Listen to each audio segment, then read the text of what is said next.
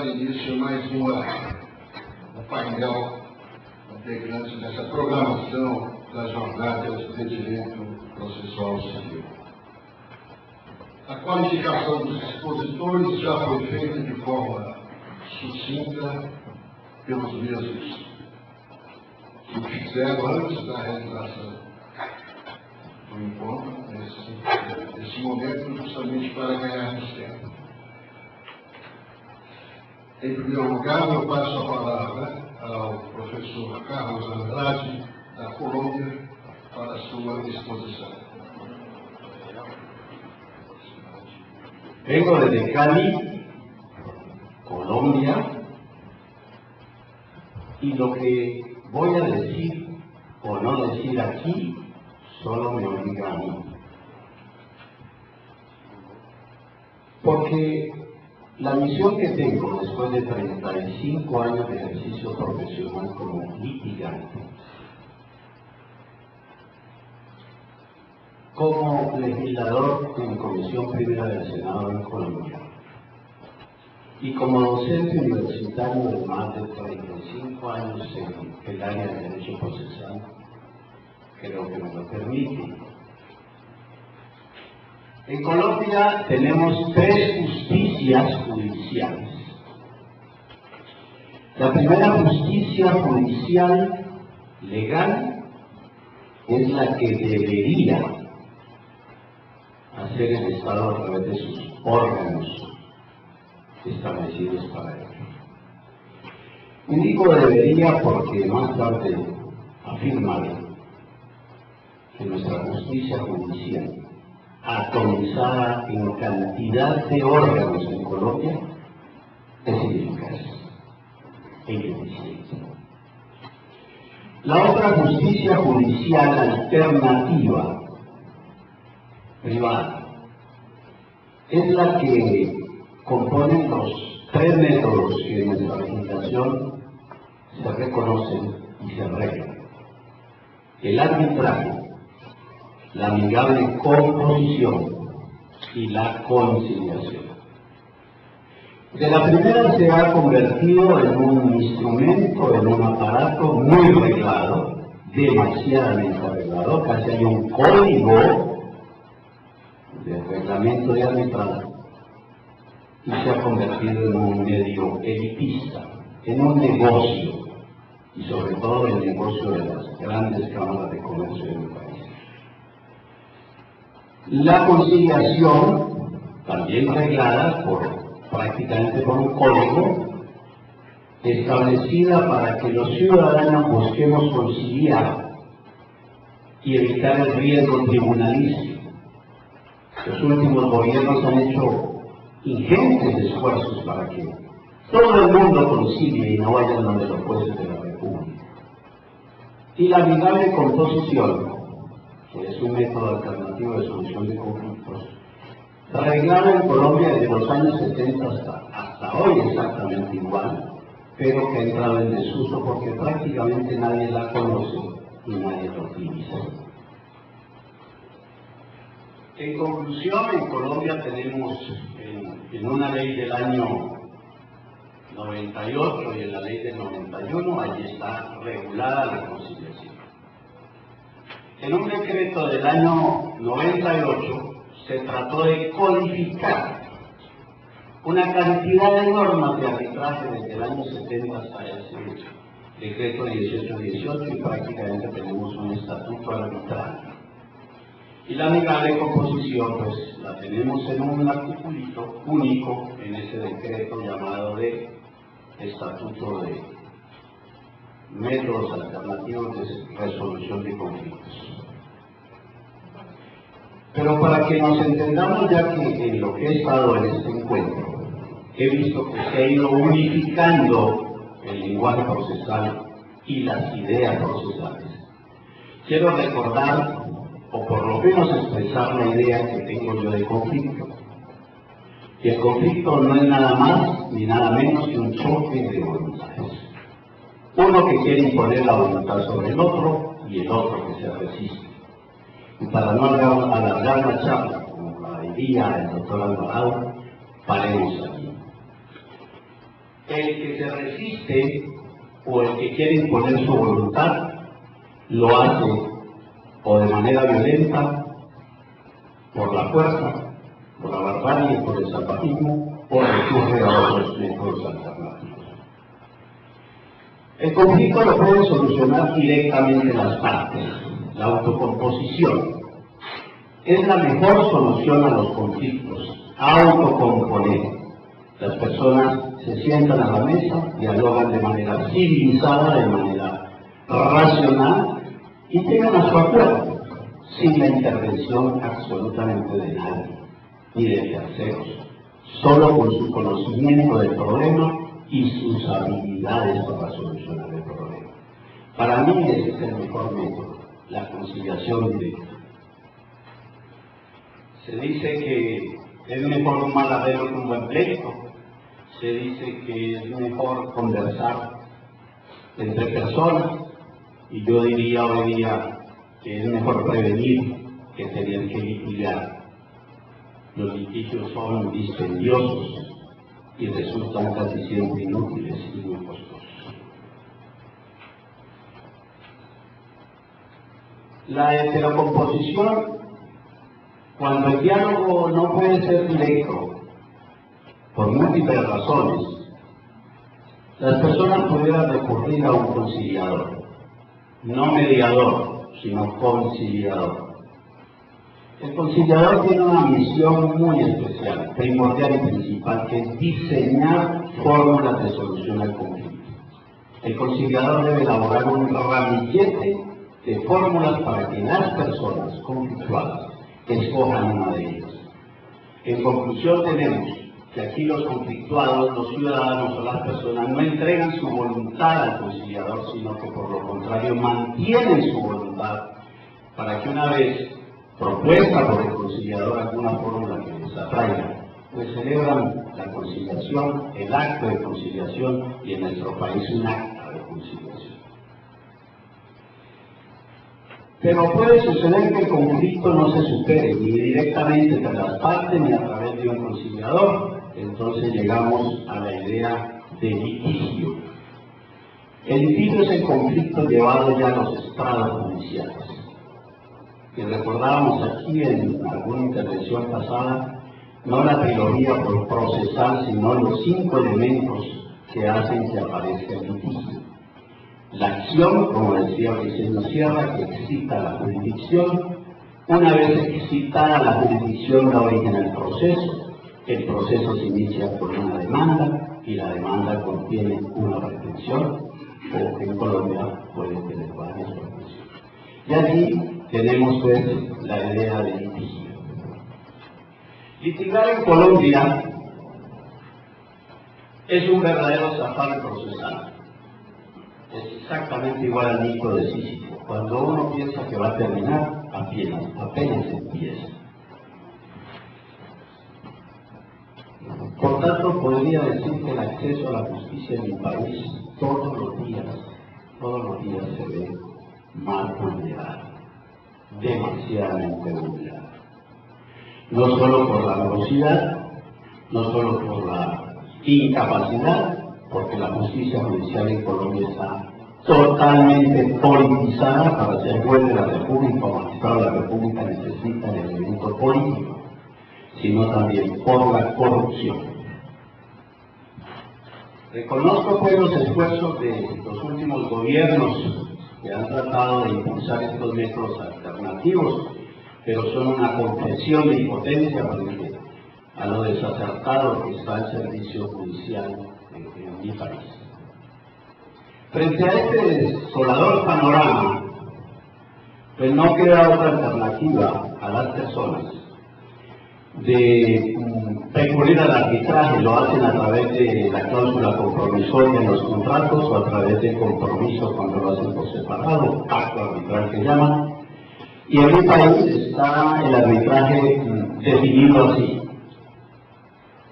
Es un mecanismo por medio del cual las partes involucradas en un conflicto de carácter transigible, subrayo de carácter transigible, defieren su solución a un tribunal arbitral, el cual queda transitoriamente transitoriamente investido de la Facultad de Administración de Justicia, profiriendo una decisión denominada laudo arbitral.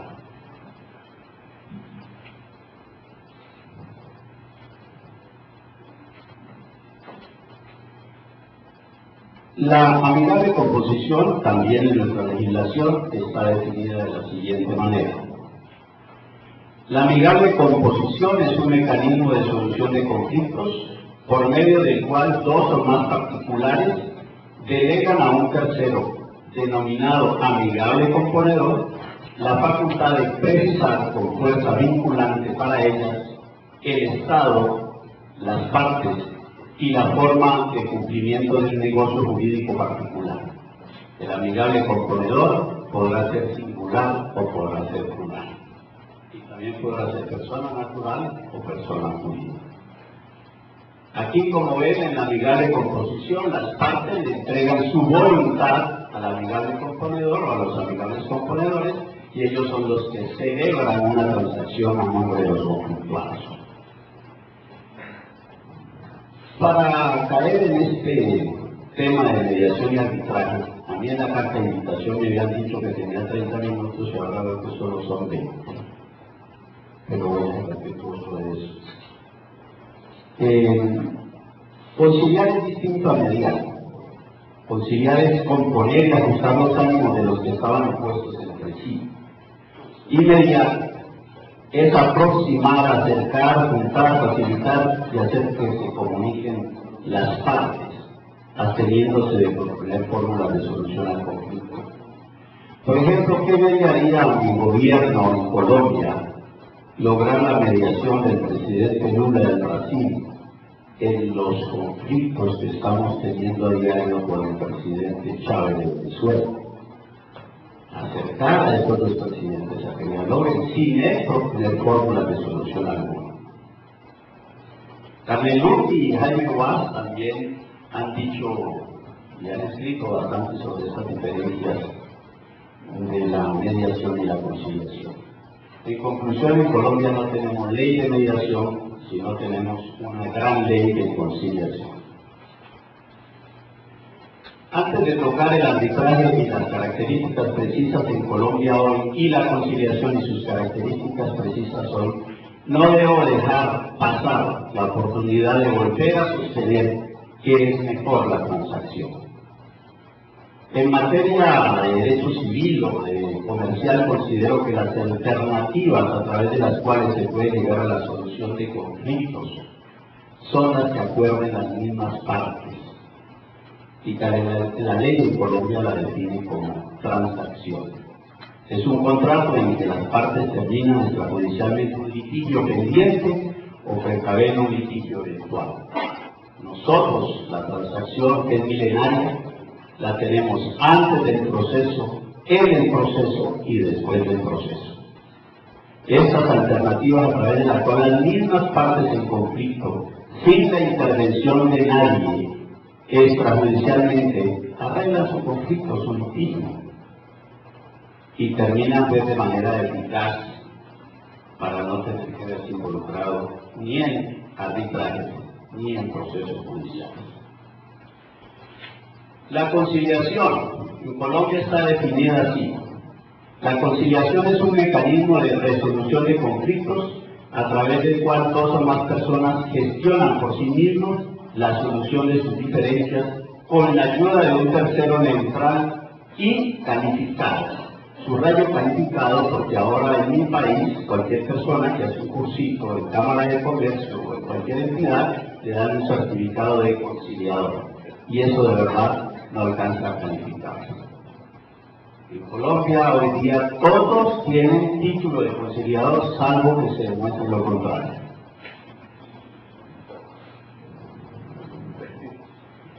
La ley 640 de enero 5 del 2001, apenas hace 8 años, es la que se convierte en el estatuto de conciliación. Y a cargo de ser reiterativo y también por el tiempo que nos apremia, vamos a dar unas notas específicas de esta ley. Tenemos la conciliación extrajudicial en derecho, tanto en materia contencioso administrativa, en materia civil, en materia laboral, en materia de familia, en materia de competencia legal y prácticas comerciales restrictivas. Tenemos la conciliación extrajudicial en derecho como requisito de procedibilidad para acudir ante la jurisdicción en materia civil, contenciosa administrativa, laboral y de familia. Requisito de procedibilidad: no se puede presentar demanda hasta tanto no se agote la audiencia de conciliación extrajudicial en derecho. La inasistencia a la audiencia de conciliación en derecho, salvo en lo laboral, policivo y de familia, sin justificación alguna, produce indicio grave para el futuro proceso. De modo que hay la obligación de asistir a esas audiencias de conciliación prejudiciales si no carga uno con un indicio grave para su pretensión. Y fuera de eso hay multas altas para el que inasista. La conciliación está ritualizada, hay que hacer un acta llena de fórmulas, llena de datos, de modo que se va complicando el asunto para los conciliadores. Claro que en estos centros de conciliación, o todos los abogados que ya tienen el carnet de conciliadores, que ya tienen un modelo para llenarlo y rápidamente salen de esas audiencias de conciliación. Tenemos la audiencia de conciliación dentro del proceso obligado. Hay un artículo 101 que en todo proceso civil el juez hará una audiencia de conciliación. Pero si se ha agotado la audiencia extrajudicial, no se hará la audiencia del 101, que siempre será dentro del proceso. Tenemos centros de conciliador y conciliadores de todos los olores, colores y sabores. Abogados, no abogados, agentes del Ministerio Público, funcionarios públicos, notarios, defensores de familia, comisarios de familia, superintendentes, defensores del cliente y hasta en la fiscalía, en el proceso penal nuevo que llaman sistema acusatorio, que dicen que es sistema acusatorio puro y no es cierto. También para abrir investigación criminal en muchos delitos hay que hacer audiencia de conciliación previa. La conciliación en Colombia, quiero decirlos, no ha resultado una solución. Mucha legislación, muchas personas apuntadas para ello, muchas audiencias por todas partes, casi todas fracasadas, y nada de soluciones eficientes y eficaces que eviten el riesgo de violencia. Y eso produce más pleitos judiciales, cuando más tutelas, y terminamos pues en la autotutela propia. El arbitraje tiene las siguientes características. Es un código total, donde tiene título preliminar, normas generales, definición de cada uno de los tipos de arbitramiento, en derecho, en equidad, en conciencia, hoy lo llaman en equidad, cómo es el procedimiento prearbitral. Hay que hacer una etapa prearbitral donde vuelve y juega la conciliación, luego viene la instalación del tribunal de arbitramiento, la declaratoria de competencia, el valor de los honorarios de los magistrados que integran el tribunal, el secretario, las medidas cautelares, la intervención de terceros en el arbitraje. Bueno, aquí pasaría toda la tarde diciendo qué contiene ese código de arbitraje. En tal sentido, se considera que esta justicia arbitral, que ya está totalmente arreglada, se caracteriza por su naturaleza procesal, debido a que está sujeta a reglas básicas de todo proceso: el respeto por los derechos fundamentales de las partes, especialmente los derechos fundamentales del debido proceso, de defensa y acceso a la administración de justicia, y el acatamiento de las normas de orden público que reglamentan las actuaciones de los árbitros y las partes, ha hecho de una sentencia de la Corte Constitucional. De modo que la Corte Constitucional en Colombia ya se introdujo también a los arbitrajes que supuestamente son privados. Hernando Morales Molina nos decía que el arbitraje era la derogación de la jurisdicción, Él decía eso, la derogación de la jurisdicción y la justicia arbitral, una justicia privada, pagada por los privados. Pero la Corte Constitucional en Colombia parece que no. Es una extensión del servicio de la Administración de Justicia del Estado, hecha por particulares y pagada por particulares. Dejó entonces de ser el arbitraje que regulaba el Código de Comercio y de Procedimiento Civil en Colombia en los años 70, un mecanismo privado que derogaba la jurisdicción, repito, a una extensión del servicio público de administración de justicia hecha por particulares y pagada por particulares, lo que le da entrada a la posible, o le da entrada a la realidad que estamos sucediendo ahora, que hay tutelas contra los laudos arbitrales. El resumido de este decreto es para conflictos de carácter transigible el arbitraje. Puede ser en derecho, en equidad o técnico. El árbitro abogado inscrito o en ejercicio profesional lauda en derecho positivo vigente. El árbitro no abogado lauda en sentido común y en equidad, antes le decíamos en conciencia. El árbitro técnico lauda según ciencia, arte u oficio. En el pacto arbitral, cláusula compromisoria o compromiso se indicará el tipo de arbitraje. Si no se dice nada, será en derecho. Se renuncia a hacer valer las pretensiones ante los jueces. El arbitraje podrá ser independiente, en el que las partes acuerdan autónomamente las reglas de procedimiento. El arbitraje institucional será aquel en que las partes se someten a un procedimiento establecido por el centro de arbitraje. Cada centro de arbitraje en Colombia puede establecer su propio procedimiento.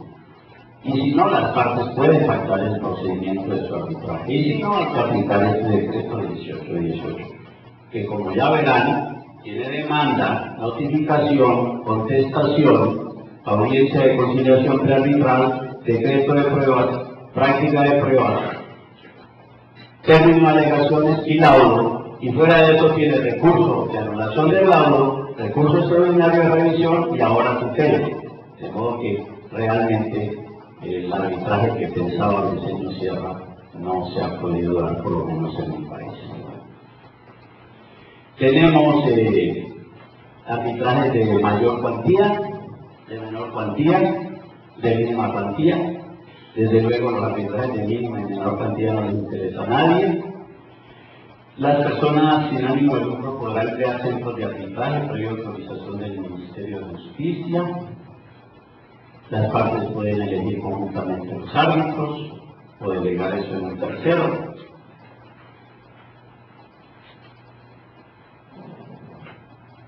Procede el recurso de anulación del laudo, como dije, por nulidad del pacto arbitral, porque se dictó laudo fuera del plazo, porque se laudó en conciencia y no en derecho, teniendo lo que había sido en derecho, por haber decidido pretensiones no pedidas o más allá de lo pedido. Y entonces el arbitraje termina siendo pues más regulado que un proceso ordinario civil. En Colombia decíamos los civilistas que la vida probable de un abogado era un proceso ordinario. Yo que empecé a ejercer la profesión hace 35 más años, todavía tengo procesos ordinarios, ¿no?, en la Corte Suprema de Justicia para fallar.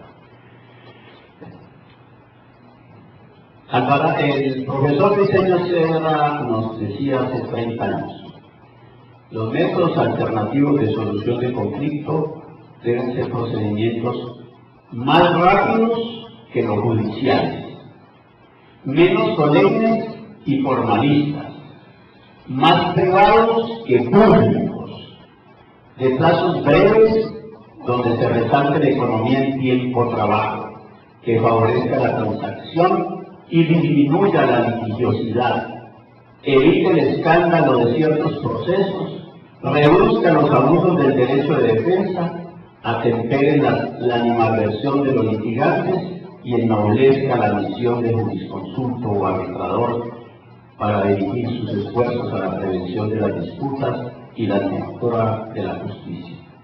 Pues este ideal que tenía Briceño Sierra, por lo menos en mi país, con la legislación arbitral y de conciliación que tenemos, no se puede dar. Todos los días nos parecemos más a los procesos judiciales del Estado.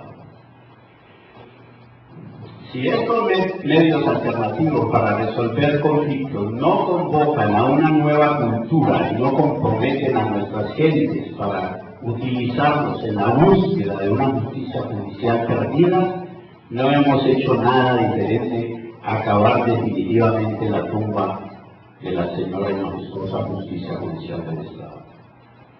La paradoja de la vida está de nuevo ante nuestros ojos, en Colombia por lo menos, donde la ley del más fuerte se impone, la razón y el derecho penetren en el más débil, todo adobado por la más refinada práctica de corrupción. Hay que volver juntos contra esta insensatez, contra esta justicia judicial enlodada. No nos queda otro camino que la paz, la justicia, el derecho, un camino que nos pertenece a todos, un camino que no debemos perder porque nos perderemos en el vericueto de la barbarie. Por mi parte les diría que como el derecho procesal tiene que ver con estos sistemas alternativos de justicia judicial y desde luego es el pivote fundamental de la justicia judicial del Estado, en Colombia no avanzamos, hemos retrocedido. Muchas gracias.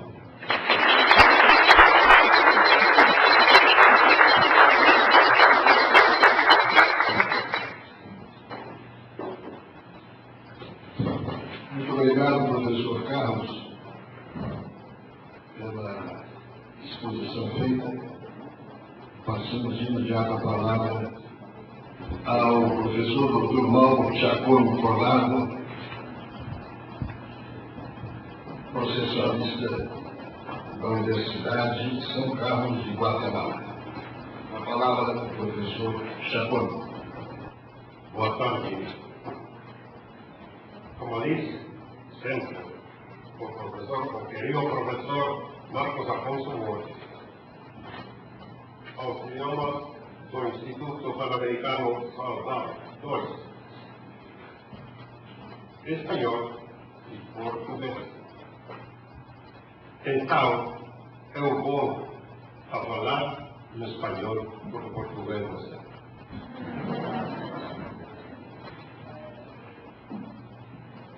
Antes de nada, quiero agradecer encarecidamente al profesor Marcos Afonso Borges y a su hijo y también miembro del Instituto Flavio Bonanucci Borges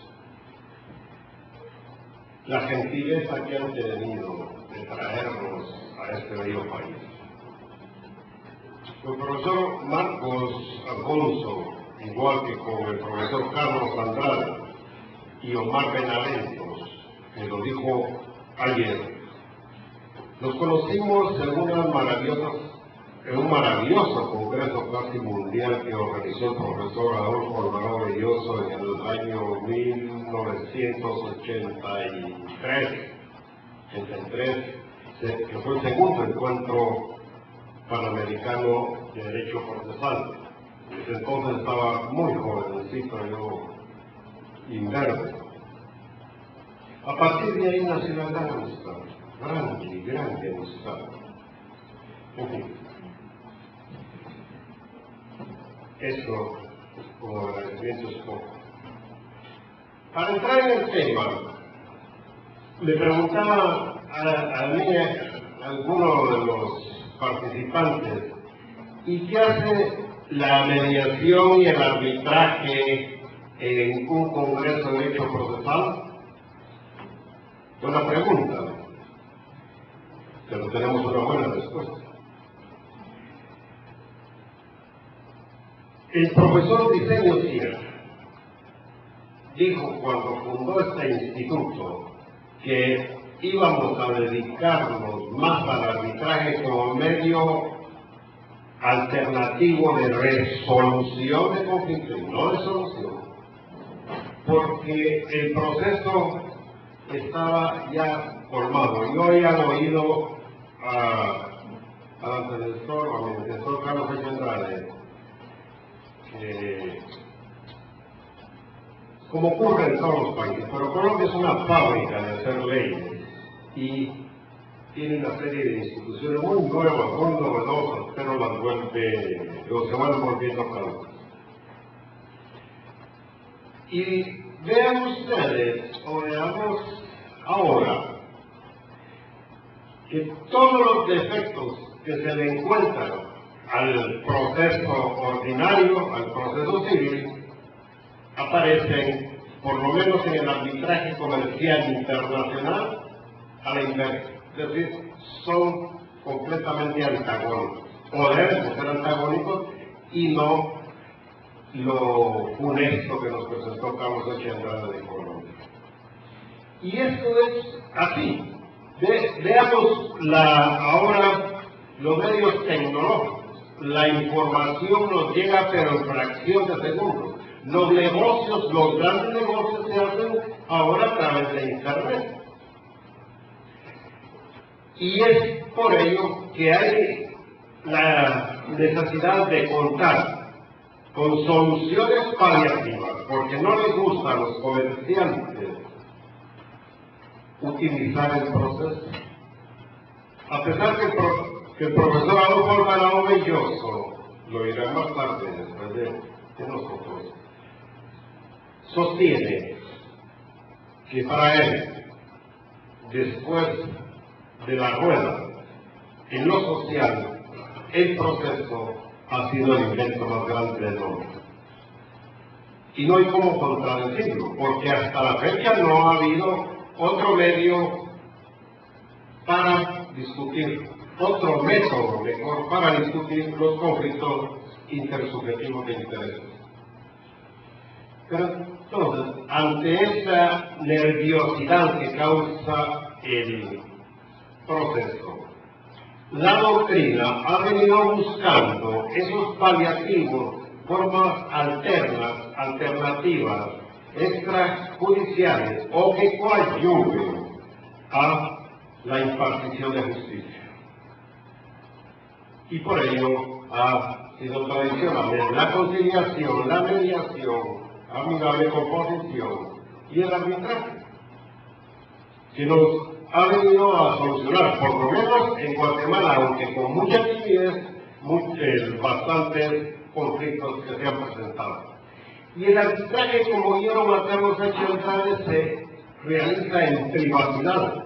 Ya vamos a ver las ventajas que tiene y la forma heterocompositiva en que se desarrolla. Entonces, en cuanto al arbitraje comercial internacional, que quizás será de mayor relevancia, o al que hay que ponerle mayor atención, porque el arbitraje doméstico tampoco se da uno cuenta de su existencia. Por ahí alguna vez mencionan los medios de comunicación que se llevó a cabo un arbitraje en la Cámara de Comercio o en la Cámara de Industria, y hasta ahí. Y tiene una gran ventaja en mi modo de ver. No precisa de ejecución. Con base en los principios de buena fe y verdad sólida, los comerciantes tienen que cumplir con el autoarbitraje. De tal manera que si no cumplen, la publicidad que le den a un comerciante mal pagado o mal pagado, le perjudica. Por razón del tiempo que me abrevió el camino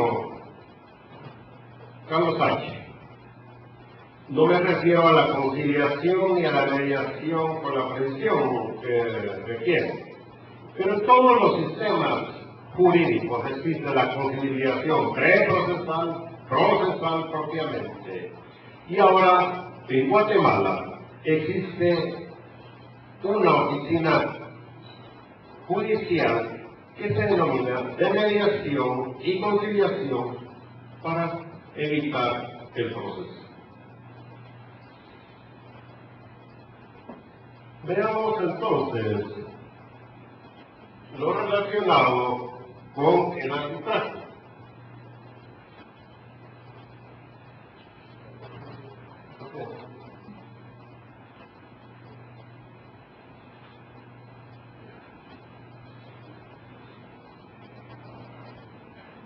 Siguiendo también a nuestro presidente, mentor y maestro, Alvarado Belloso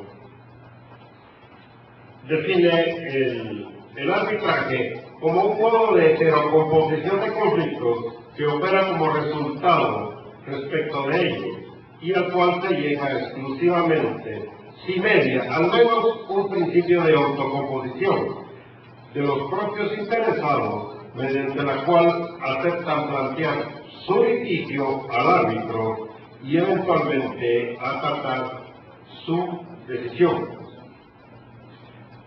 Pero este arbitraje tiene, por supuesto,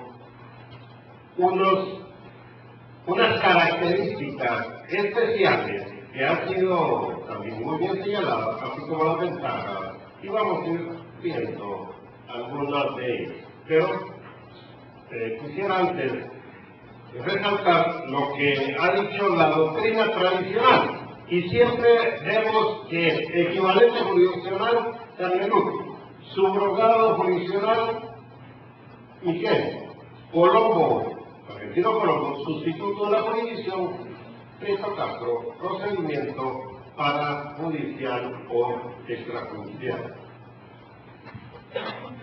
Sus características: es un medio de resolución de conflictos, porque al igual que la sentencia, son decisiones que corresponden, son heterocompositivas, que corresponden a un tercero heterocomponedor.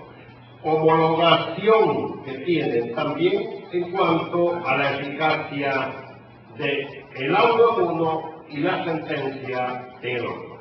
Por lo regular son de ejecución, en su caso, el caso de presentar, de ejecución forzosa directa.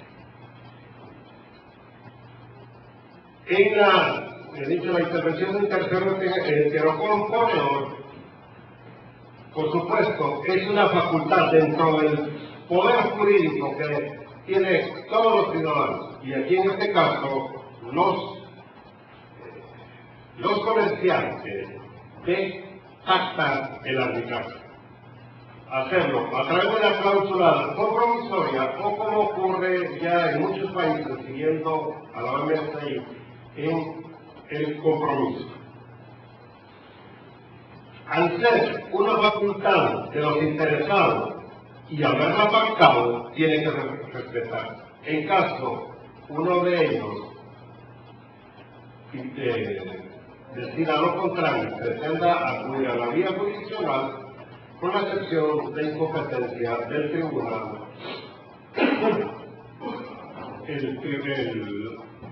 la justicia común lo mandará a que cumpla con el arbitraje. Veamos algunas de las ventajas que señala la doctrina acerca de esta institución, también ya dichas por mi antecesor.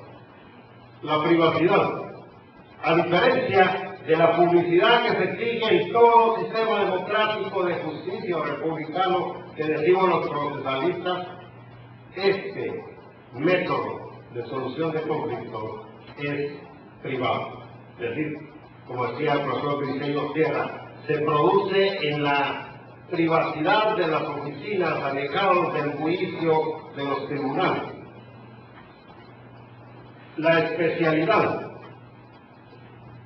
Esto hace plausible al arbitraje, puesto que a diferencia del proceso donde un juez de lo civil, regularmente en casi todos los países, tiene que conocer a las 8 de la mañana juicios ordinarios civiles, de nulidad, de rectificación, de posesión, a las 9, mercantiles de otra índole, a las 10, relacionados con marcas o patentes de pequeño número. En fin, es un todólogo el juez de primera instancia, y es imposible que el pobre juez le estemos acumulando a diario tantos problemas.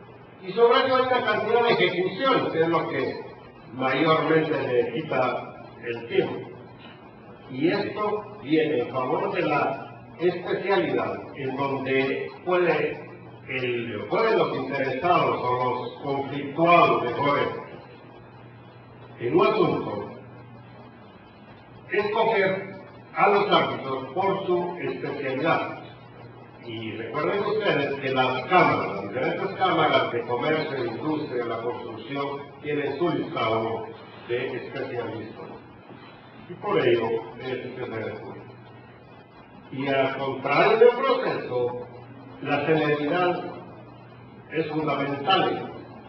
No excede, incluso de la Organización Mundial de la Propiedad Intelectual, la OPI, el arbitraje normal de 90 días y el acelerado por la mitad. La fuerza vinculante que les había mencionado obliga a las partes a aceptar el auto tal y como ha sido dictado por los jueces privados. Tecnificado, por supuesto, se utiliza, a diferencia de muchos juzgados, por lo menos de mi país, los sistemas técnicos o de mayor avance. Cuesta llevar a un tribunal también una computadora. Y hay muchos casos que le llamo vergonzosos que suceden en Guatemala, donde uno va a una audiencia, entra al despacho del juez y mantiene el procesador o la computadora tapada, y uno le pregunta, ¿y eso? No la sé usar. Me dieron un cursillo, pero no me gusta usarla. Lo económico. Fíjense ustedes que se ha señalado al arbitraje antieconómico, lo cual a la larga no es cierto por el plazo tan reducido que tiene para emitir el árbitro del tribunal arbitral.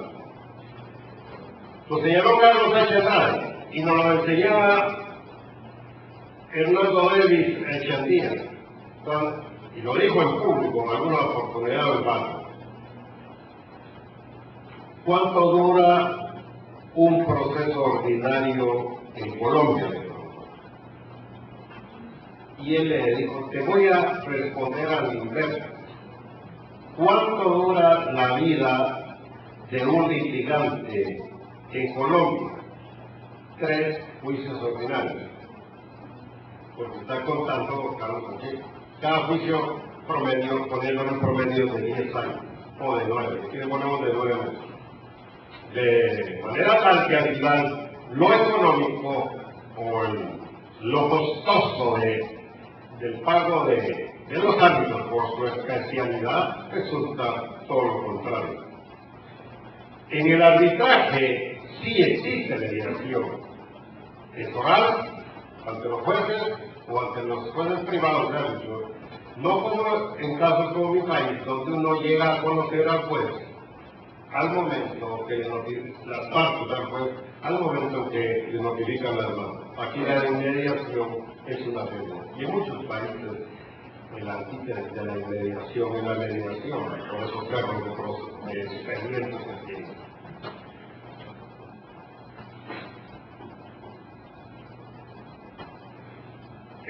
La informalidad no tiene formalismo, a pesar del método de debate, no conserva ese formalismo todavía de la época de los romanos, del orden judicial en el juicio ordinario. El trato equitativo de las partes que fijan la legislación, la determinación del procedimiento lo pueden también establecer las partes en el pacto. El lugar lo escogen las partes. El idioma también. Estoy llevando un arbitraje cuya sede es Panamá, en Panamá, pero cuya sede los árbitros lo tienen en París, en la Cámara de Arbitraje de Panamá. El proceso de instancia única, lo que no se puede en el proceso ordinario, porque se dice en el pacto de algo que que todo proceso debe de contar con dos instancias. Hay limitación recursiva. Podrá ser una revisión como en nuestro caso o una apelación como en otros sistemas. Y ello, para ir concluyendo y respetando el tiempo, los 2 minutos que me quedan, tenemos como conclusión que presenta mayor garantía en la decisión la celeridad, una realidad, la notable economía, la confidencialidad, la efectividad, es decir, la hecha realidad de la lucha. Y por último, las recomendaciones que realizamos siempre, por ser docentes. Creí que era viejo docente, pero Carlos Sánchez Andrade me ganó. Más viejo el que yo. La necesidad de profundizar su enseñanza, la participación dinámica de los colegios profesionales de abogados para prepararnos como buenos árbitros y no como entorpecedores de los procedimientos. Muito obrigado por votar a favor.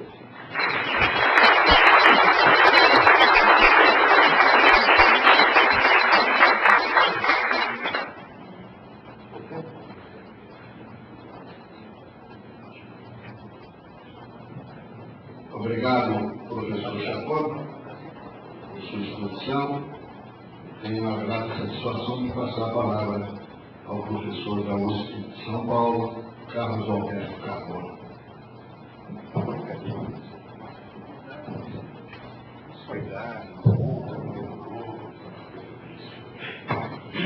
Boa tarde a todos. Meu caro professor Marcelo Borges, muito obrigado por este convite e pela oportunidade de estar com os senhores hoje para tratar um pouco dos chamados meios alternativos de solução de controvérsias, diante dessa ideia de avanços e retrocessos no Código de Processo Civil. O legislador tem investido no Brasil muito nos meios chamados alternativos de solução de controvérsias. Muitos entendem isso como uma resposta à crise do processo e à crise do Poder Judiciário. Porque nós no Brasil estamos vivendo, nós sempre vivemos em crise, mas essas atualmente são particularmente mais graves, é a crise do Poder Judiciário, a crise do processo, parece que sustenta entre nós uma bolha chamada de meios alternativos de solução de controvérsias, porque na América Latina o Brasil é, sem dúvida nenhuma, o país que conseguiu o maior sucesso em todos os meios alternativos de solução de litígios. A Argentina parecia que ia nos ultrapassar, mas quando nós vimos que os argentinos estavam ganhando terreno, rapidamente fizemos uma manobra para superá-los, o que é sempre conveniente, é claro, porque afinal de contas nós não vivemos sem derrubar os argentinos. E, portanto, nós conseguimos até mesmo na conciliação fazer algo melhor do que se fez na província de Buenos Aires. Esperamos que eles tivessem a experiência deles, que cometessem os erros, e depois corrigimos tudo e fizemos as coisas aqui na nossa república de maneira muito mais eficaz. Então, sim, nós vivemos com os erros dos outros. Eu, durante 15 anos da minha vida, trabalhei com as reformas do Código de Processo Civil. Foram os 15 anos de terapia mais intensa que eu tive de praticar, porque esse resultado desses 15 anos causou uma grande frustração. E, portanto, a essa altura eu vivo com o resultado. Porque, de fato, tudo aquilo que nós fizemos deu errado. Quer dizer, todos esses 15 anos de reforma acabaram provocando uma sensação de vazio e de alguma coisa angustiante. Uma coisa serviu. A lei não resolve o nosso problema. Mas eu falo da bolha, porque muitos de nós acham que a crise do Poder Judiciário e a crise do processo é que estão trazendo esse avanço no Brasil dos meios alternativos. E não é verdade. É claro que a crise do Poder Judiciário, essa crise de confiança que nós temos nos nossos juízes, é importante, na medida que nós queremos escapar deles. Os juízes já não nos dão mais a certeza de boa justiça. Os juízes não dão mais a certeza de que teremos um julgamento reto e correto. Nós não temos um problema tão grave de corrupção nesse país que não seja o mesmo que toda a América Latina sofre. O Brasil fica mais ou menos na média. Nós também não temos juízes muito ruins. Os nossos juízes ficam mais ou menos na média. Eles são melhores, eles são piores que a média dos juízes latino-americanos. Entretanto, o fato é que os nossos tribunais hoje não dão conta do trabalho. E não dão conta do trabalho de maneira adequada. Porque é claro que o juiz não pode pautar sua conduta por aquilo que a sociedade pressiona. É razoável dizer que os juízes não podem ficar sujeitos à pressão da mídia. Mas quando os juízes decidem sistematicamente contra a vontade popular, alguma coisa deve estar errada, ou com os juízes ou com o povo. Então, evidentemente, no Brasil, nós vivemos hoje uma crise muito importante. Os tribunais não correspondem mais àquilo que queremos. De tal maneira que é claro que há uma tendência natural de afastamento da população em relação aos juízes.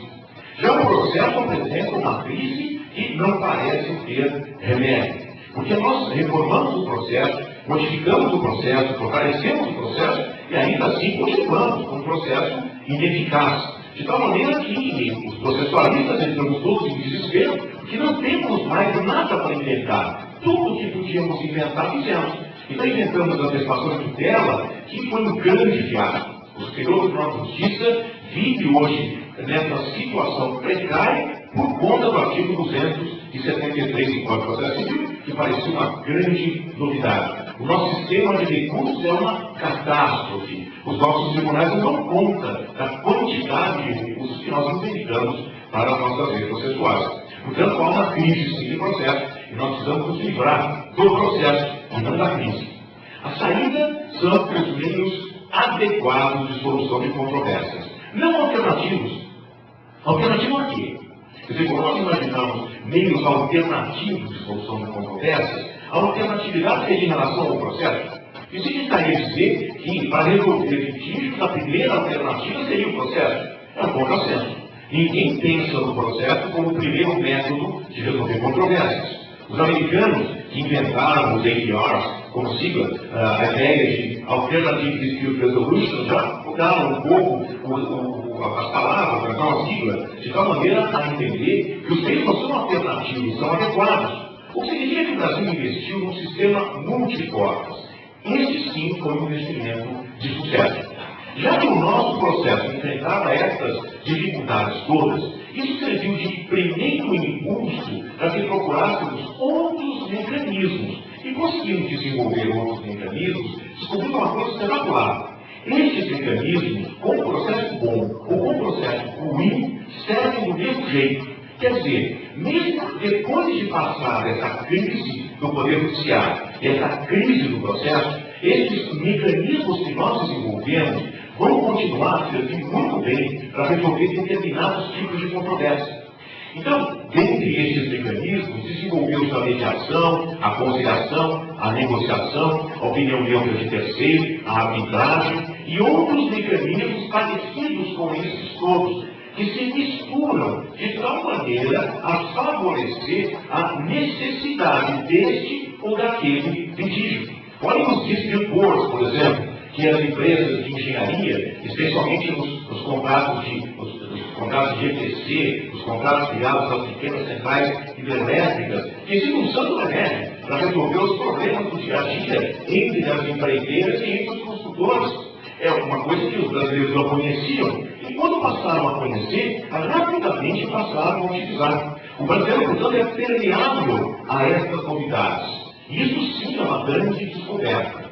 Portanto, nós percebemos que desenvolver um sistema de multiportas para a solução dos litígios é uma ótima solução. Nós começamos desenvolvendo mediação e conciliação. Nós começamos fazendo isso nos anos 80 em duas vertentes diferentes. Na vertente endoprocessual e na vertente extraprocessual.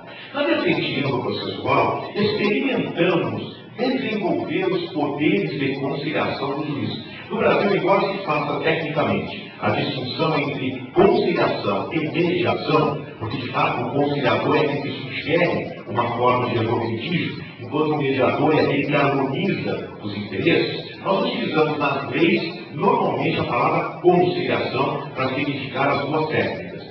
Então, nós investimos no primeiro momento na conciliação processual. O que fizemos? Modificamos, em 1994, o artigo 331, depois de experiências vitoriosas, os juizados especiais de pequenas causas, os hoje juizados especiais cíveis e criminais. Só que percebemos em pouco tempo o seguinte: os juízes não estão capacitados para conciliar. Não estão capacitados porque não são treinados para isso, porque não são vocacionados para isso, porque não têm o ambiente necessário para isso. Portanto, não adiantou muito investir no artigo 331, que obrigava o juiz a celebrar uma audiência de conciliação, lembram-se? A tal audiência preliminar. Depois vai receber o nome de audiência preliminar, né? Agora, naquela época, era apelidada de audiência de conciliação. O que era aquilo? Era mais uma vez um espetáculo formulário. O advogado menos capacitado do escritório era empurrado para fazer uma audiência que não tinha a menor importância. O juiz não tinha lido nada e não sabia do que se tratava, e portanto tentava-se advogados de má vontade e pouco capacitados, com um juiz totalmente despreparado para aquela série de perguntas de mercado persa. Tem acordo? Como não tinha acordo, e esperava-se que não houvesse, porque o juiz já tinha gente esperando lá fora para a próxima audiência, passava-se adiante. E o juiz nem resolvia questões pendentes, nem dialogava com as partes para saber se havia provas a produzir e que provas deveriam ser produzidas. Nada disso aconteceu. Logo, houve a iniciativa de mudança desse artigo 331, que recebeu o último parágrafo que nós vemos hoje, que praticamente torna essa audiência facultativa. Ora, ser facultativo nesse país significa a mesma coisa que incentivar a não fazer. É isso que está acontecendo. Ninguém mais faz audiência de conciliação. Os juízes oferecem aos advogados: querem audiência de conciliação? Você tem um que diz claro que não. Aquele que quer mostrar que tem razão, que sabe tudo, não quero conciliar, quero meu direito. Não tem audiência de conciliação nenhuma.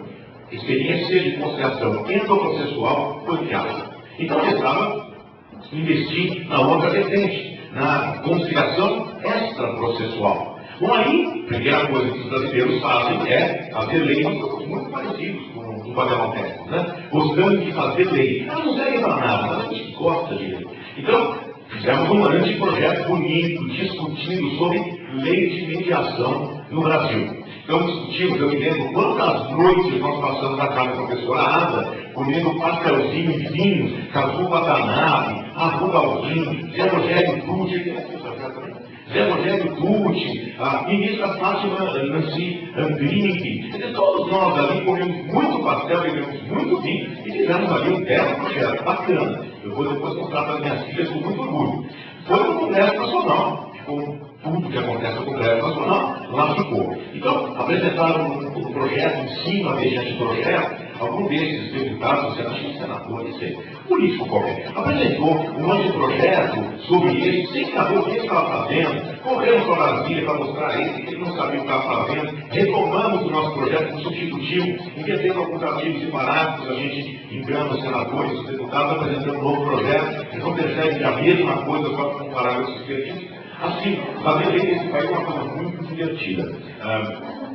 Enganar pela deputado não é pecado. Aqui no Brasil não é pecado. Pode, não é pecado. Então, nós fizemos essas coisas todas e o projeto está lá. Há 9 anos do Congresso Nacional embolorando. E tomara que fique, porque não resolve mais nada. Como os estados perceberam que o projeto não saía, o que fizeram? Começaram a criar os seus centros de mediação e de conciliação. A própria ministra Fátima Nancy Andrini, quando ela foi mediadora do Distrito Federal, desenvolveu lá em Brasília um centro de excelência na formação de mediadores e conciliadores. Era uma ideia excepcional. Os advogados chegavam para a audiência de conciliação e encontravam tudo isso. Encontravam lá 2 conciliadores. 1 ou 2 conciliadores. Eles começaram a conversar com os advogados, para ver se de acordo, como se estivesse atrasado. O advogado não gosta de conversar com alguém que não seja autoridade. Né? Então esses conciliadores chegavam, eles estavam lá do lado do gabinete,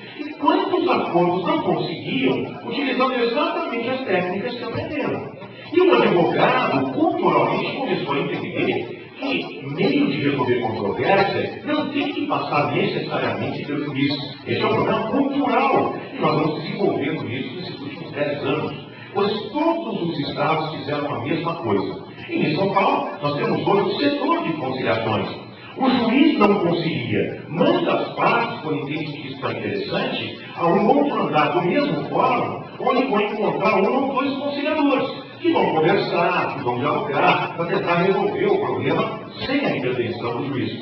O que é que percebeu? Perante o juiz, as partes ficam muito tímidas. O processo de catarse, que é natural na conciliação, na mediação, não acontece. E, portanto, é preciso primeiro provocar essa descarga emocional que é natural para quem precisa falar para poder resolver o problema. Isso não é terapia, não. Isso é natural de qualquer diálogo. Depois é preciso que alguém dirija a controvérsia. E depois, esse alguém não deve ser aquele que vai mudar. Porque tudo o que se diz na conciliação é sigiloso. Excelente. Então, o nosso formulário limita-se a uma palavra. Deu certo? Não deu certo. Ótimo. E nós usamos tanto de formulário e conseguimos uma coisa muito fácil e muito rápida. A mediação e a conciliação, portanto, na sua vertente extraprocessual, acabou dando certo. Mas compreendam, o extraprocessual não significa fora do âmbito do Poder Judiciário. Melhor seria dizer que esta conciliação que se desenvolveu muito bem é paraprocessual, porque na verdade é uma conciliação feita ao lado do processo, não perante o juiz, não com o juiz, mas para o juiz. Porque se der tudo certo, o juiz homologa de acordo, e isso é uma sentença que produz todos os efeitos naturais, eficácias naturais das sentenças estatais. Essa foi uma experiência vitoriosa. Ao lado dela, desenvolvemos centros de mediação familiar, porque percebeu-se que a mediação é um meio adequado para resolver muitas controvérsias de direito de família. Para controvérsia familiar não serve a arbitragem, para controvérsia familiar serve menos a conciliação, mas a mediação é um bom remédio. E, portanto, desenvolveu-se extraprocessualmente a mediação oferecida por centros de excelência que estudam, desenvolvem técnicas diferentes de mediação. Ao lado desses meios autocompositivos, desenvolveu-se com uma velocidade espantosa no Brasil a arbitragem. Também à sombra dessa crise do Poder Judiciário, de todas essas dificuldades, mas não por causa dele, percebam bem, o desenvolvimento da arbitragem no Brasil não ocorreu só porque o Judiciário não funciona a contento, porque em países onde o Judiciário funciona muito bem, como no Canadá, como na Dinamarca, como em certa medida nos Estados Unidos, na França, na Itália, na Espanha, enfim, em países onde o Judiciário se desenvolveu razoavelmente bem, a arbitragem ao lado do Poder Judiciário também andou de forma galopante. Mas no Brasil, esse realmente é um case internacional. Isso não aconteceu em país nenhum. Por que a arbitragem aqui deu tanto certo? Porque, em primeiro lugar, o cenário era propício para a credibilidade dos meios adequados de solução de controvérsias. Os brasileiros acreditaram, portanto, na existência de um mecanismo de solução de litígio que pudesse ser mais sério que o Poder Judiciário.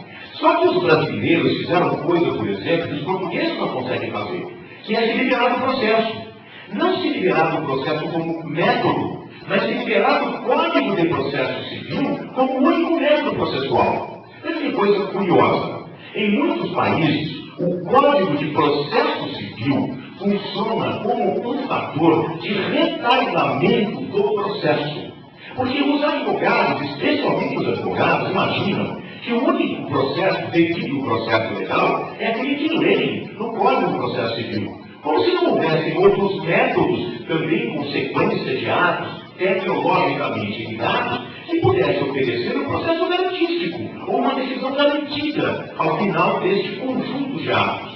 Então, no Brasil, não espanta ninguém que um árbitro, por exemplo, determine, num procedimento arbitral, que as partes tragam testemunhas técnicas, as expert witnesses, que aqui no Brasil não estão disciplinadas no Código de Processo Civil. Não espanta ninguém que, durante uma arbitragem, o árbitro inventa a ordem das provas, de acordo com aquilo que se vê no Código de Processo Civil. Não espanta ninguém que o árbitro dê a palavra ao advogado para fazer perguntas para o seu próprio cliente. Não espanta ninguém que o árbitro permita que deponham como representantes legais da parte, várias pessoas ao mesmo tempo. Não espanta, portanto, que o árbitro utilize mecanismos que o juiz de direito não conhece. Vejam, o juiz de direito não está proibido de usar nada disso que eu descrevi, porque o nosso Código de Processo Civil só proíbe a prova ilícita, como a influência ou como fluxo da própria Constituição. Mas o juiz não tem tempo, não tem vocação, tem medo, não tem preparo, por N razões culturais, mais do que tudo, o juiz não utiliza métodos que poderia utilizar para descoberta da verdade. E o árbitro conseguiu se liberar de todos todas essas penhas criadas pelo processo civil. Eu não quero dizer que a arbitragem não seja processo, a arbitragem é puro processo, mas o processo no melhor sentido da palavra. E, portanto, nós conseguimos, dentro dessa perspectiva de serenidade que o Mauro acaba de explicar, uma libertação que muitos países europeus não conseguiram. Nós conseguimos nos livrar na arbitragem de mecanismos de preclusão que atravancam o nosso processo. Por exemplo, o processo brasileiro é completamente incompatível com a ideia de formulação de vários pedidos depois do momento de estabilização, que nós definimos como uma coisa sagrada. Artigo 264, artigo 294, lembra-se? Quer dizer, a partir de tal momento nada muda. Mas por que não muda? E se quiser mudar, não muda. Num processo arbitral, muda. Num processo que nós temos, por exemplo, disciplinado pelas regras da Câmara de Comércio Internacional, os pedidos podem ser formulados ao longo de todo o processo, como no processo americano. E por que nós não podemos fazer isso na arbitragem? É claro que no Estado existe um certo interesse na estabilidade das demandas por uma questão de ordem pública, mas na arbitragem não há essa necessidade de dar satisfação ao público em geral. Há necessidade de satisfazer aqueles litigantes. Então eu me invento um processo bom para aqueles litigantes. É o tal do build to suit. Eu construo um processo para aquele caso concreto. Por isso é errado. Mas é errado também, porque enquanto o juiz brasileiro tem em primeira instância 5.000 processos na mão para julgar, o árbitro tem 1, 2, 3, não mais que isso. Porque árbitro não é profissão, árbitro é encargo. Então ele vai lidar com aqueles poucos processos que ele consegue gerir dentro da sua estrutura. Meu tempo acabou, né? Eu vou acabar. Você falou mais um pouco também. Então, vejam só que é necessário que se verifique dentro dessa ideia de serenidade dentro de uma perspectiva de processo, de rapidez de processo, que o árbitro não é um profissional da arbitragem, é um sujeito que está vocacionado, porque tem a confiança das partes, porque é um especialista, porque é alguém que tem uma certa capacidade de discernimento para julgar, e isso é o que provoca a sua escolha. E, portanto, ele tem mais tempo do que teria naturalmente um juiz.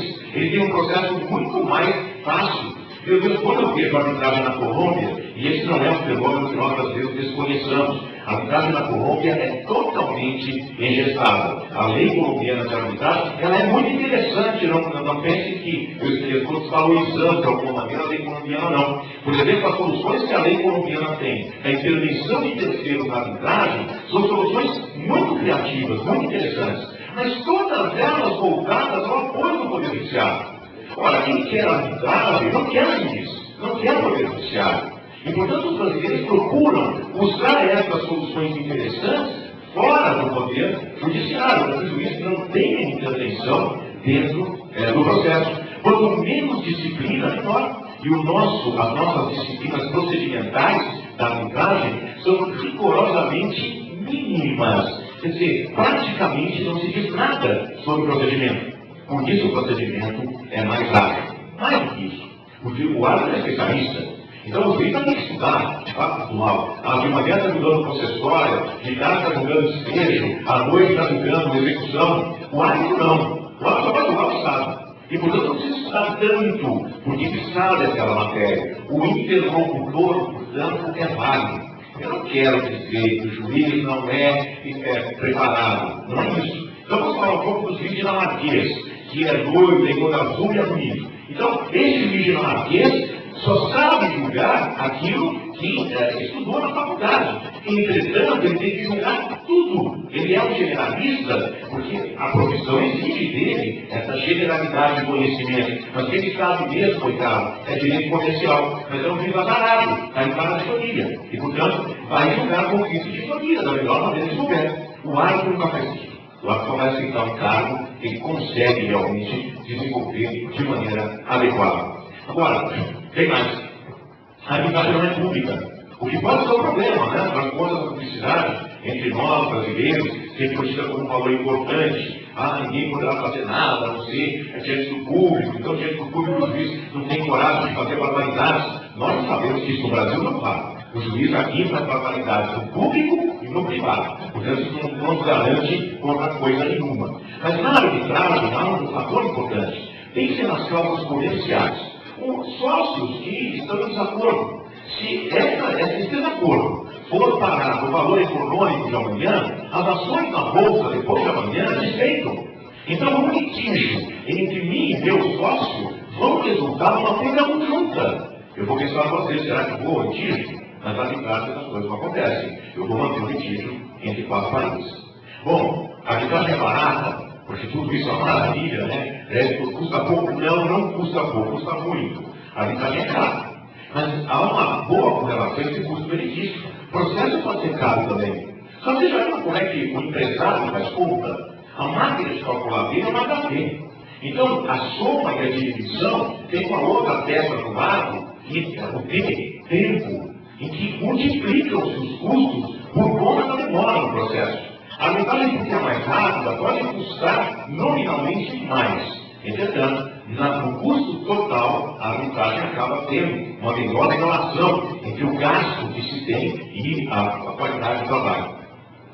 Não adianta romancear. A arbitragem não é uma panaceia para todos os partes. Dizer que as partes vão cumprir o laudo arbitral, porque no cenário internacional, no cenário nacional, vão ser eventualmente apontadas como mal pagadores, que é realmente uma ideia interessante. Ela não corresponde exatamente à verdade aqui no Brasil, pelo menos. Porque quando a parte não quer cumprir, ela vai ao Poder Judiciário para impugnar o laudo. Mas então quer dizer que eu tenho o Poder Judiciário nessa jogada? Tem. E como é que o Poder Judiciário tem se comportado? A única forma de impugnar o laudo arbitral no Brasil, e notem que o Brasil, diferentemente do que vários países fizeram, não tem disciplina diferente para a arbitragem nacional e internacional. O nosso estándar de arbitragem é muito elevado por conta disso. A nossa lei é muito requintada em relação à exigência da arbitragem, porque ela se pauta pelo estándar da arbitragem internacional, não da nacional. Então, como é que eu impugno um laudo arbitral? Só por conta de nulidades. São impugnações estreitas. E como o Poder Judiciário tem se comportado? Muito bem. Em São Paulo nós temos decisões exemplares. Veja uma delas. Uma determinada empresa de engenharia foi derrotada numa arbitragem. E, não se conformando, foi ao Poder Judiciário para pleitear a anulação do laudo sobre a afirmação de que não tinha podido se defender de maneira adequada. Então, violação dos princípios da ampla defesa. Que é um tipo de argumento que já se percebe que não é um argumento, enfim, muito categórico. O juiz percebeu que a parte dava à causa de anulação o valor de R$10.000.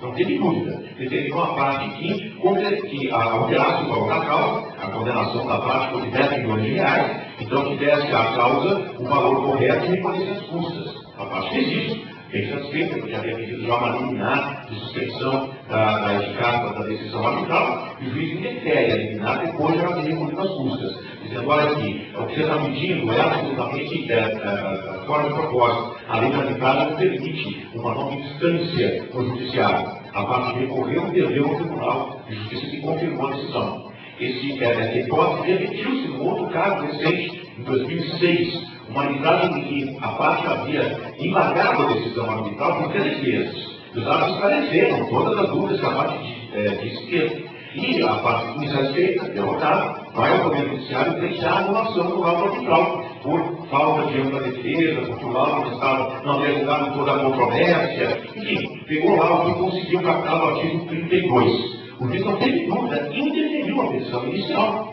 dizendo que efetivamente os fatos que ela alegava contrariavam os documentos que ela estava julgando. Porque, na verdade, a parte tinha tido sim a oportunidade de fazer tudo o que queria na arbitragem, todos os esclarecimentos, eu quero que a Bíblia para alterar a decisão. E isso não existe no Brasil. No Brasil não há recurso para o Poder Judiciário para impugnar algo errado.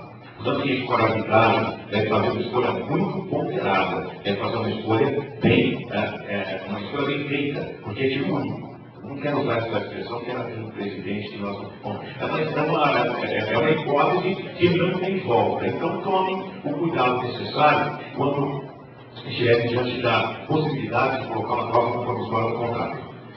Eu gostaria apenas de dizer, encerrando, eu até, quando eu um pouco tempo, eu fiquei 4 horas no aeroporto pensando o que é que eu ia dizer, e o aeroporto fechou. Então eu fiquei olhando o aeroporto de toda a manhã. Então eu queria também ter a oportunidade de dizer tudo aquilo que eu lembrei de conversar com vocês no aeroporto. Peço desculpas pelo retardamento do meu lado. Mas para encerrar, quero apenas dizer que o Brasil, dentro dessa perspectiva de reformas com relação aos meios adequados de solução de controvérsias, deu um grande avanço. Se realmente as outras reformas do Código de Processo Civil podem ser discutidas, avanços e retrocessos, com relação aos chamados meios alternativos, ou meios adequados, o Brasil deu um grande salto de qualidade. Obrigado.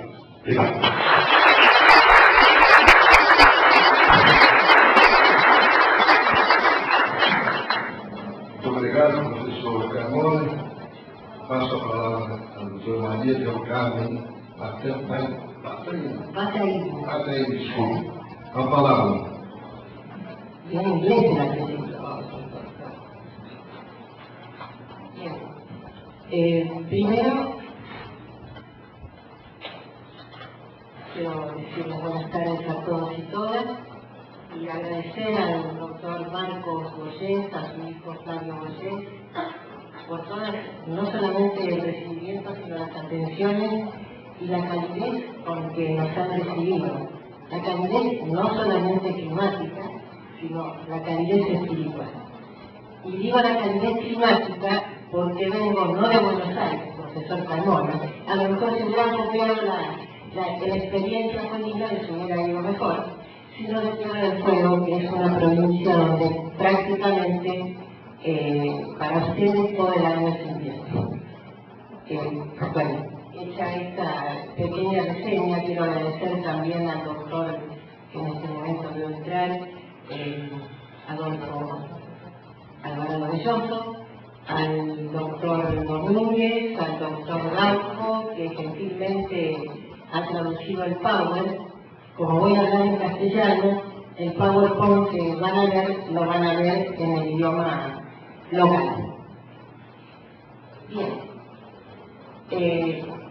También para compartir un poco imágenes de nuestra provincia, van a ver en el Power, en un costadito, justamente en las vistas del lugar de donde venimos, que son patagónicas, bueno, la provincia de Tierra del Fuego. La convocatoria para nosotros ha sido muy interesante y la invitación del Instituto Panamericano aún mucho más. Yo agradezco fundamentalmente al doctor Aníbal Acosta, que me ha presentado, al doctor Belloso y al doctor Domínguez también, y que mediante ellos me han admitido al Instituto Panamericano. Durante estos días les confieso que me he sentido no solamente como en mi casa, sino en un ambiente serio pero no solemne, que es donde se logran los mejores debates, las mejores conclusiones y los aportes más importantes que me llevo. De hecho, he escuchado atentamente a los 27 expositores que ha tenido esta jornada y han sido reiterados distintas ideas por cada uno de ellos que los voy a comentar a modo de disparador. Idea básica, lograr paz social, no ser autista, buscar métodos diferentes, justicia eficaz y eficiente, presupuestos, tecnologías, esfuerzos comunes, gestión. Todos estos temas se han dado en alguno u otro expositor y creo que forman parte de lo que son los objetivos comunes y que justamente es lo que nos hace que estos esfuerzos, que para muchos son esfuerzos grandes, puedan obtener aportes interesantes para cada lugar de donde venimos. Primero, quiero comentarles que este plan piloto de mediación de la provincia de Tierra del Fuego está funcionando así donde ven ustedes, en este lugarcito rojo, que casi se cae del planeta, que es una isla, la provincia es insular, está compuesta por la isla grande de Tierra del Fuego, que una parte es argentina y otra parte es chilena, a su vez está compuesto por otras islas, entre ellas las Islas Malvinas. Nosotros reclamamos siempre y reforzamos la soberanía en ellas. Las Islas Georgias, las Islas Orcadas, las Islas Sandwich y islas menores como la isla de los Estados. O sea, es un conjunto de islas conformadas por una isla grande donde residimos, habitamos y vivimos la mayoría de los pueblos. Hecha esta aclaración para aumentar el tiempo y espacio, quiero comentarles también que lo que yo vengo a contarles es una experiencia en un lugar muy chico, con todo lo que uno ve en este país, e incluso en otros lugares de la Argentina y en otros lugares del mundo. Ustedes dirán qué problemas pueden tener en una provincia donde hay escasamente 126.000 habitantes, donde son dos las ciudades importantes, una del distrito norte que se llama Río Grande y otra del distrito sur que se llama Ushuaia, una ciudad chiquita, pequeña, una en el centro, que es Tolú, y estas dos ciudades están atravesadas, o sea, cortadas por la cordillera de los Andes. Eso hace que en la mayor parte del año, esos 220 kilómetros que nos separan, que parecería 220 kilómetros muy poco, muchas veces nos llevan 7 u 8 horas transitarlas en las épocas de hielo, en las épocas donde hasta a veces la ruta se cierra, como la semana pasada o hace 2 semanas, que tuvimos grandes temporales y nos quedamos aislados. Internet se corta, o sea, es un poco quería brindarles el por qué les voy a contar lo que les voy a contar y que ustedes se ubiquen en la realidad que les voy a contar. Y en esta provincia de Tierra del Fuego, que tiene escasos 18 años todavía no cumplidos, nace a partir de la migración interna y externa. O sea, muy poca gente es la nacida y criada en la provincia, sino que casi todas las personas hemos llegado de otros lugares. Mi caso es el caso de Aníbal también. Yo trabajaba, viví la mayor parte de mi vida en Buenos Aires y al cargo después de superior tribunal en Tierra del Fuego se llega por concurso. Un concurso ante el Consejo de la Magistratura. Entonces, bueno, tuve la posibilidad de concursar y que el Consejo de la Magistratura, de forma errada a lo mejor, no sabían en qué se metían, me propuso para ser designada y así fue que llegué a la provincia de Tierra del Fuego hace también casi 7 años. Cuando llego a esta provincia, y dije, bueno, una provincia chica, una provincia donde se puede hacer mucho, no contaba con el grado de conflictividad que tiene la provincia. Al ser personas que llegamos de todas partes, no hay sentido de pertenencia, no hay cariño a la provincia, no es un lugar donde yo vaya, en mi caso yo voy radicado con mi familia también, pero no es el común de la gente que se va a radicar, sino que va a trabajar, va a generar un espacio a lo mejor económico y después volver a su lugar de origen. Eso hace que el sentido de pertenencia no exista, como el Estado provincial ha favorecido esta migración y ha dado a estas personas la posibilidad de tener a lo mejor una casa, un auto, un buen sueldo, un buen pasar. Estas personas todo lo exigen del Estado. O sea, si a mí me va mal, la culpa la tiene el Estado y me tiene que ir bien, me tiene que dar los medios para que a mí me vaya bien. Si yo me enfermo, el Estado tiene que proveerme todo para curarme como yo quiero, no como el Estado pueda. Por ejemplo, si mi hijo se droga, y la culpa la tiene el juez, que no hizo nada para que mi hijo pensar en otra cosa en vez de drogarse. Los padres, obviamente, sin culpa. Bueno, eso que se nos magnifica un poco para generar este estado, ha hecho de esta población una población heterogénea, con una idiosincrasia especial que es la que les estamos contando en este momento. Obviamente, al ver esta situación, lo primero que hicimos, yo al llegar en el 2003, propuse hacer un estudio de campo para ver qué era lo que pasaba en los tribunales.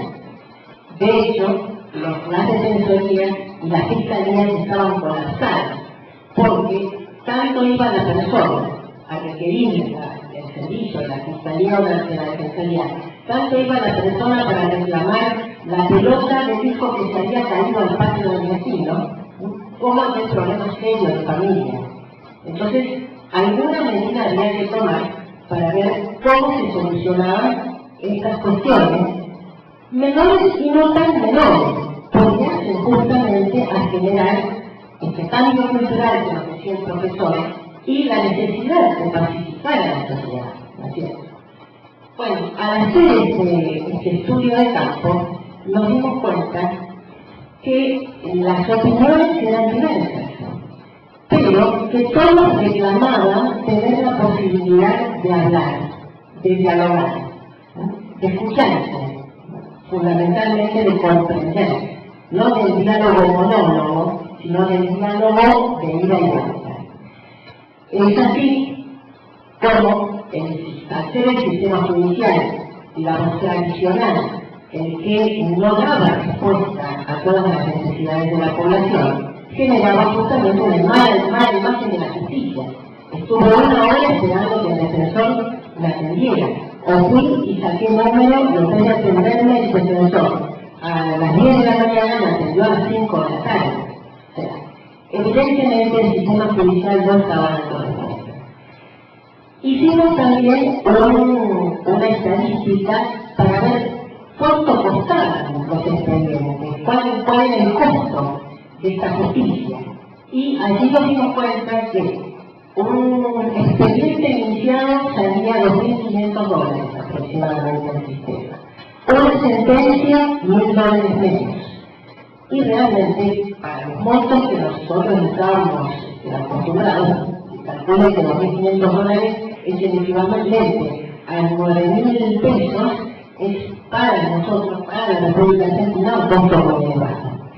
Entonces también empezamos a ver, pero no compramos de Buenos Aires, sino que empezamos a ver cuáles eran las formas que podían darnos a nosotros una respuesta adecuada.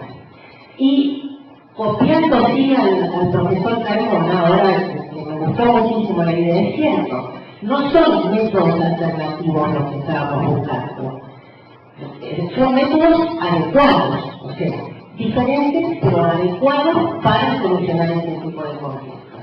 Pero para eso necesitábamos madurar, hacer que la sociedad madurara, concientizar a la sociedad, no solamente dentro del sistema judicial, sino fuera del sistema judicial. Porque, ¿qué pasaba?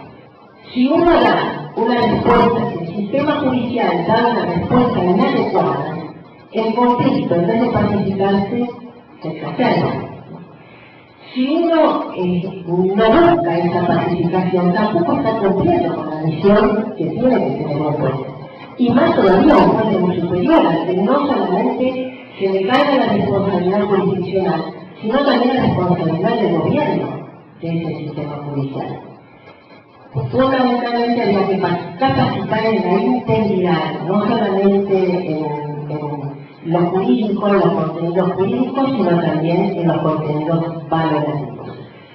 Toda esta tarea fue muy ardua, pero se logró incorporar a la justicia, no fuera del sistema, sino dentro del sistema judicial, una justicia restaurativa donde el acceso a justicia fuera más eficiente, más ágil. Se crearon las casas de justicia como sistemas multifuerzas, los centros de mediación, centros de atención a la víctima y estos sistemas multifuerzas, y también hemos ahora incorporado, que todavía no lo hemos puesto en práctica porque estamos terminando el manual operativo, el protocolo de actuación, una oficina de atención al ciudadano.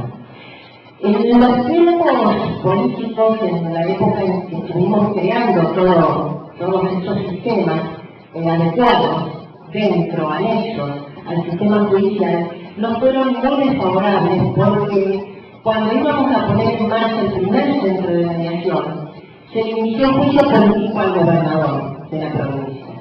Y en ese momento también presidía yo el Superior Tribunal de Justicia, y el presidente del Superior Tribunal de Justicia es quien dirige el proceso de enjuiciamiento. O sea que la imagen de la justicia pasa a politizarse, porque la gente no entiende que uno está allí de director o ordenando el proceso, sino que simplemente al ser la cara visible, la gente entiende que uno está tratando de destituir al gobernador, en este caso sí, de destituir al gobernador que la mayoría propuso, o de, digamos, en una situación que genera una imagen no buena para la justicia. Pero la Constitución lo ordena y como tiene que cumplir el mandato legal, o sea que fueron 2 meses intensos, sin presupuesto, porque obviamente ni la legislatura tenía tiempo para aprobar presupuestos, ni el gobernador para elevar nuestro presupuesto. O sea, fueron momentos muy difíciles que cuando teníamos ya 70 personas capacitadas dentro y fuera del sistema, bueno, tuve que reunirme, que a cargo de la coordinación de mediación, tuve que reunirme con todos los operadores, los que iban a ser los futuros operadores del sistema de mediación, para decirles que no podía cumplir con mi palabra, porque no tenía la forma de pagarles a ellos esta actividad. Y la sorpresa fue grande cuando todos los 30 dijeron: nosotros no estamos hablando de dinero, nosotros queremos participar en esta experiencia, queremos llevar a cabo esta experiencia, pero no teníamos dinero ni para alquilar ni para arrugar un inmueble. Entonces allí surgió en la comuna de Colbún, que es esa comuna que está en el medio, cruzando la cordillera, allí nomás, alejada de los 2 distritos judiciales, donde no hay juzgado, donde no hay juez de paz, donde solamente hay un intendente y un consejo deliberante de esa comuna, donde no hay asistencia de ningún tipo. El intendente de esa comuna nos prestó un lugar para que pudiéramos funcionar con Casa de Justicia en Centro Médico. Y esa fue nuestra primera experiencia, hermosa experiencia, gratuita, obviamente, como para todos los que buscan el servicio, tienen el servicio gratis. El Poder Judicial, ahora que ya está normalizada la situación, paga a los mediadores y paga a los operadores del sistema. Bueno, aquí tienen la Casa de Justicia de todo el mundo, es esta que ven acá con un poquito de nieve, ya hemos tenido mucha nieve. La Casa de Mediación de Río Grande, que dicho por gente capacitada, es una a nivel latinoamericano que cumple con los requisitos máximos de lo que debe ser una Casa de Justicia. Ustedes verán que no parecen ni deben parecer instituciones judiciales, sino que son sistemas más, digamos, más sencillos, más flexibles, es más una casa, ¿no?, que un sistema, que un edificio estructural del Poder Judicial, y la de abajo es la casa que tenemos en Ushuaia. Los objetivos, todo esto obviamente se imaginarán que con una legislatura trabajando a medias no tenemos medio de mediación, pero sí tenemos una acordada del Superior Tribunal de Justicia que asentaba los principios básicos de estas estructuras, donde se trata de cumplir los objetivos de la mejor manera posible. Facilita el acceso a justicia, orienta, fundamentalmente orienta a la persona que llega a la Casa de Justicia con algún problema, que a lo mejor es simplemente la renovación de un documento, que no lo puede hacer en su lugar, sino que lo tiene que hacer en el distrito norte, por ejemplo, o en el distrito sur. Se orienta a esa persona y se le dice: no, señor, este problema, vaya acá, le vamos a conseguir un turno. O sea, se le da la posibilidad de la respuesta. Se pone la letra, se escucha y se le da una respuesta. Y justamente descentraliza los temas que antes estaban totalmente centralizados en los dos distritos. Y los centros de mediación, no estoy apurando porque el tiempo es tirano, los centros de mediación son regímenes voluntarios donde funcionan a partir de la derivación efectuada por nuestros jueces, por las defensorías, por las fiscalías y funcionan de forma anexa al Poder Judicial, pero la ley que estamos proponiendo después de muchas correcciones ante este sistema como una experiencia piloto con base en una jornada, hemos propuesto también a los abogados invitados a que ellos también tengan sus propios centros de mediación, pero controlando el sistema de calidad por las personas que nos monitorean a nosotros ese sistema de calidad. Porque de hecho, si uno no cuenta con las personas adecuadas o eficientes, como comentaba el senador, acá en el cierto, si uno no cuenta con las personas eficientes para realizar la tarea, lo más probable es que el fracaso nos venga de la mano. Nosotros estamos muy atentos a los monitoreos constantes, a la capacitación constante y capacitamos a nuestros mediadores también por especialidad para que puedan abordar diferentes temáticas. La mayor cantidad de temas son las temáticas familiares, pero se han tratado temas que no tienen nada que ver con el derecho de familia y si a lo mejor con problemas sociales. El problema de un sindicato con otro sindicato, o el problema de un corte de electricidad por algún motivo, o problemas del Instituto Provincial de la Vivienda, con solución favorable y se descomprime también el sistema judicial, porque son causas que llevan 50, 60, 100 personas. El tema de asistencia a la víctima, que también funciona en estas casas de justicia o multipuestas, realmente no pensábamos al principio empezar a tratar esta temática porque tiene también particularidades muy específicas y se necesita de mucha interdisciplina. Pero a partir de la Fiscalía y las Defensorías nos fueron proponiendo temas justamente cuando los menores están en conflicto con la ley penal, o sea, lo que nosotros llamamos la justicia penal juvenil, donde se provocaban algunas situaciones que podían solucionarse con estos métodos adecuados de solución de conflictos sin necesidad de ingresar al sistema judicial. Esto aún es un tanto peligroso para nosotros porque no tenemos el sistema acusatorio ni el principio de oportunidad. Sí, si se sanciona esa ley que les estoy comentando, lo vamos a tener. Pero fundamentalmente el Superior Tribunal en lo que se basa es que nuestra Constitución en el preámbulo habla de afianzar la justicia.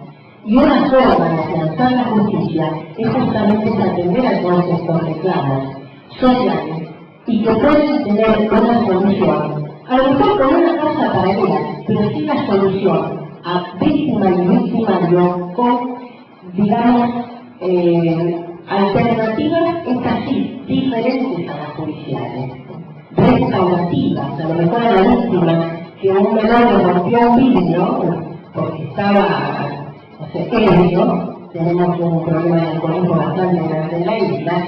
A la víctima lo que va a necesitar es encontrarse con el victimario y fundamentalmente que le coloque el vidrio. No le importa a lo mejor más allá de lo que pasa. La justicia sí le va a importar rehabilitarlo, saber qué trata, dar asistencia psicológica, pero no a la víctima, sí a la víctima. ¿Cuáles son los equipos de trabajo? Ya termino rápidamente. Estrategias por de la gente que integra el equipo, la mayoría de todos los que ven allí son voluntarios, porque realmente los que integran los equipos de las 3 casas de justicia son 11 personas, coordinadas por el Superior Tribunal y con una comisión de seguimiento que es la que va viendo las necesidades. Estas formas, como verán, están sacadas en pleno verano. Nuestro objetivo final es contar con una ley de mediación y esta ley de mediación, bueno, ya la estamos debatiendo, aquí ven al equipo nuestro con la comisión de la legislatura, debatiendo los rudimentos para poder tener una ley que sea eficiente y eficaz. Bueno, agradezco a todos la oportunidad que me han dado de comentarles esta experiencia. Nos tenemos mucho que hacer, me llevo muchas buenas ideas, así que vamos a tener mucho que trabajar, Aníbal. Y bueno, gracias por su atención y su paciencia. Muy amable.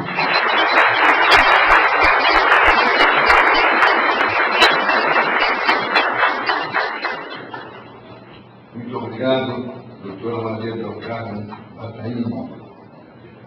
Nós vamos partir agora para a fase dos debates, informando aos interessados que vão formular as questões que terão 3 minutos improrrogáveis para cada solicitação, dado o adiantado da hora e uma série de providências de participações que ainda serão objeto deste último painel. Primeiramente, Aníbal Geraldo Acosta, de Argentina. Usted puso énfasis en la preferencia por la transacción frente a estos métodos. Ahora, la transacción, y para asociar al profesor Montero Loca, que refiere que el arbitraje no tiene una alternativa sino un ejercicio de libertad. ¿No visualiza usted que así como la transacción puede cortar un ejercicio de autonomía de la voluntad y un ejercicio de libertad, estos otros medios no podrían ser propicios con el marco regulatorio adecuado, y aún el arbitraje respetando los principios procesales que usted ha enunciado claramente, no serían favorables para realmente el desarrollo de estos métodos de un modo eficaz y con vista al objetivo de pacificación? Sí, insisto que la transacción es el acto más inteligente que puede hacer la persona que conflictúa. Estoy de acuerdo con el arbitraje, la conciliación y la verdad de composición tienen que ser unos métodos que le permitan el ejercicio de la libre autonomía de la ciudad. Lo que pasa es que en mi país, repito, acaban de regular esos métodos con unos códigos, unas leyes, con formalismos, con tiempos, con plazos, con recursos.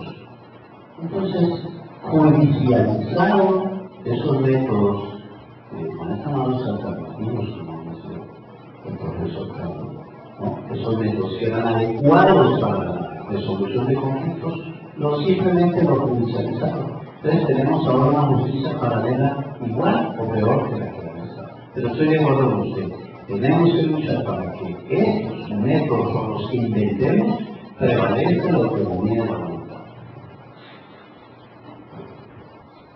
Sí, estaba explicando fuera que puede existir de defender la ponencia, pues primero por sus características dentro del proceso penal, que no encaja bien en los lineamientos de esta jornada.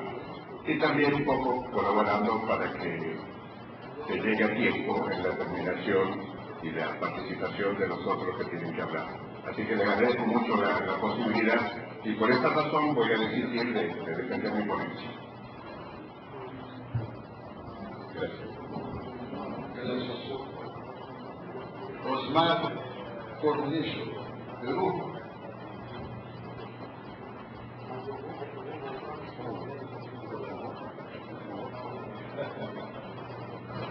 Vitor Jorge José, Argentina.